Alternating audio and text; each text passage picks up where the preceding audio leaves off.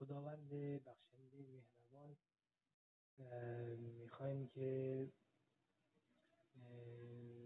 یک معرفی کوتاه داشته باشیم.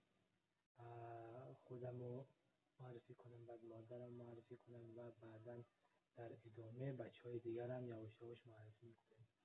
این چنل رو زدیم به امید این که در کنار هم لحظات خوب و خوش و صحنه‌های دیدنی رو برای شما به نمایش بگذاریم و خیلی ممنون که ما رو سابسکرایب میکنید، لایک میکنید، اون زنگوله رو به اصطلاح انجام میزنید و ما رو حمایت میکنید. بیشتر از این الان صحبت نمی کنم. مادرم هم حالا خودش معرفی میکنه. مادر معرفی کن خودت دیگه. معرفی کن. راحت بگو مثلا من به نام خداوند بخشنده مهربان، مریم حسنی هستم. متولد کدوم قریه؟ متولد تقدمی هستم.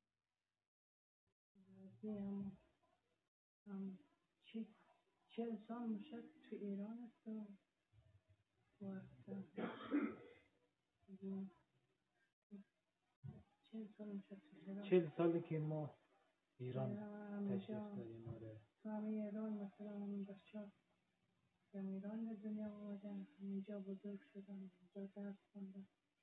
یکیش مهندسه، رشته مخابرات مهندس، دکتر مامالی خونده، دکتر دوتاش تا دکتر خونده دیگه. و خودم هم اینجا دیگه هم اینجا من 27 سال تهران آمدم. اینجا زندگی صادقانه غریبانه درست کنیم. یک لقمه نان حلال درست کنیم. نشیدیم دیگه وقت شما رو نمیگیرم. خداحافظ. حالا انشالله توی ادامه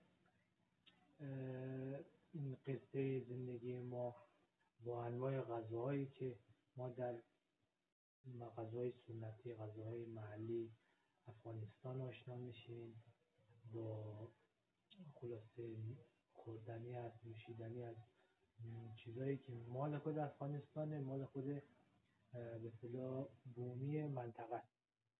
آشنا میشیم که بین فرهنگ افغانستان و ایران، فرهنگ شرقی هم حتی مشترک. انشالله که این چنل با حمایت های شما روز به روز بهتر و بیشتر رشد کنه و خدمتتون عرض کنم که الان ساعت هم که دیگه آخرای شب دیگه وقتی استراحته.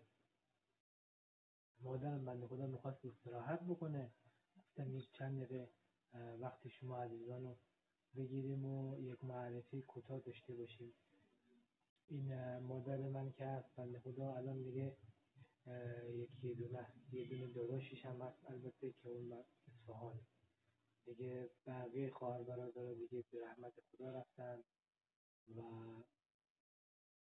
دیگه انشالله که خدا همه رفتگانم بیامرزه و انشالله که خدا همه ما و شما رو به سرمنزل مقصود و خوشبختی و سعادت برسونه. و دیگه بیشتر از این وقت نمیگیرم. خدا یار و نگهدار شما. قسمت‌های بعد از دست ندیم که موضوعای خیلی خیلی جذاب و جالبی رو برای شما در نظر گرفتیم. خدا نگهدار. خدا نگهدار. شب